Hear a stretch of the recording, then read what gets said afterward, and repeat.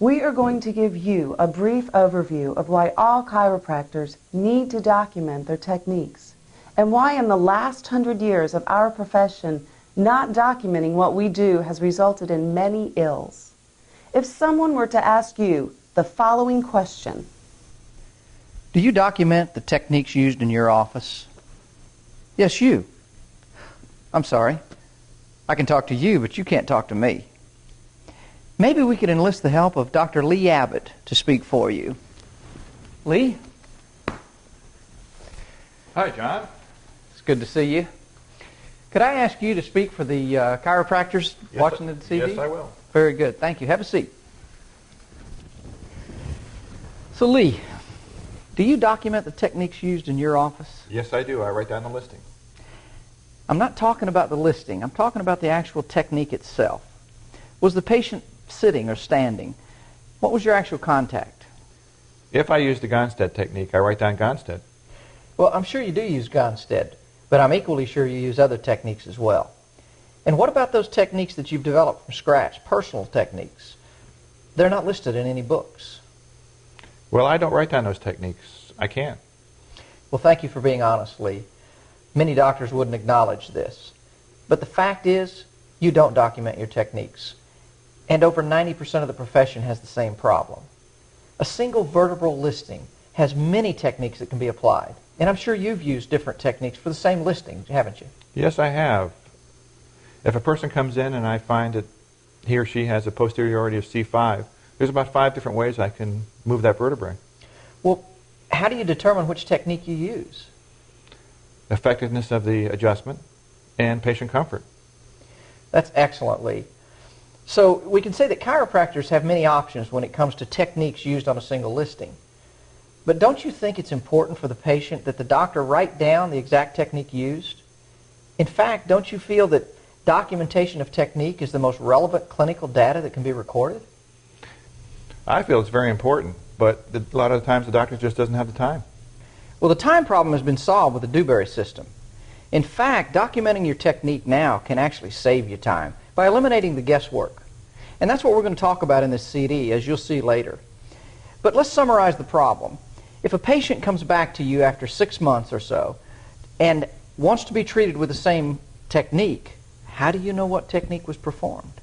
Usually I don't have that problem. Really?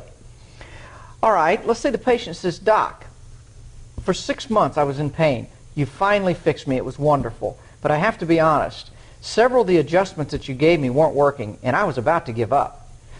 But that last treatment you gave me was fantastic. Could you do that again?" Does that sound familiar? Yes, it does. Usually I'll look in the chart, and if there's no reference made to the technique, I'll ask the patient, were you sitting, were you standing, were you lying down? And I'll try to reestablish the technique that I used. So what you're telling me is that you were basically wasting time trying to determine the technique used. Yes. All right, well, let's say that same patient comes back to you and sues you after 6 months or a year. And what are you going to do when the jury asks you to demonstrate the exact technique used? In fact, what are you going to do and how professional will you look when the prosecuting attorney determines that there is actually no record of documentation whatsoever? Yes, but I do dictate a several-page report on many of my seriously injured patients, which is very indicative of their treatment rendered. Yes, but the report that a chiropractor gives is first a medical report, not to help another colleague, but to simply satisfy the needs of an adjuster or a lawyer. A typical chiropractic report simply states chiropractic techniques were performed, period. That's it. Nothing is said about the exact technique used. I mean, it could be clapping your hands or singing a healing song. No one is going to question it, not even the IME doctor. Lee, it's as if chiropractors are ashamed to describe what they do. For a profession that brags about educating its patients, it needs to start educating the people that pay the bills, lawyers, adjusters, as well as patients. I concede. I don't do that much to document my techniques. But this is for technical reasons. I feel that the standards of the chiropractic profession as far as documentation of techniques has increased considerably over the last 20 years. But what standards, Lee? The standards of some doctor that developed an orthopedic test almost 100 years ago? We're using antiquated orthopedic tests that have low clinical significance because they were developed by people almost a century ago that have no clue about modern medicine.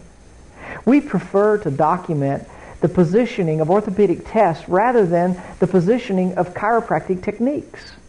Simply put, we prefer bad medicine over good chiropractic documentation. You're right.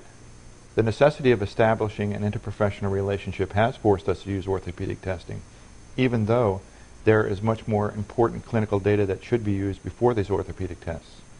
The medical profession has similar problems. They oftentimes can't document any better. Are you sure, Lee? Because heaven forbid that your patient would end up with disc surgery, and you would have to go to court to defend the appropriateness of your treatment. The surgeon would detail to the court with great precision the exact port of entry for the surgery, the landmark used, and even the size of the catgut. And how would you feel with a few chicken scratches at the bottom of your report to describe your chiropractic technique? Or worse yet, the complete absence of such a description. But be reassured that you would be no different than 90% of your colleagues today in the same situation. But all of this can radically change as chiropractors begin to use the Dewberry system. With the Dewberry system, for the first time, any profession performing adjustments or vertebral manipulation can document exactly what is done on each patient. This renders our job exciting again, giving us back the taste for improving our hands-on approach. This makes our documentation stand out and is unique to our profession. Documenting the technique that you perform is not a question of choice. It's a question of time.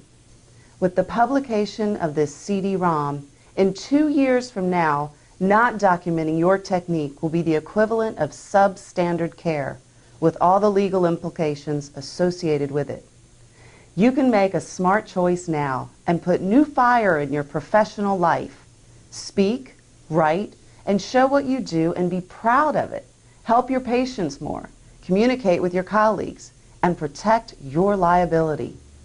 Document your techniques with the Dewberry system.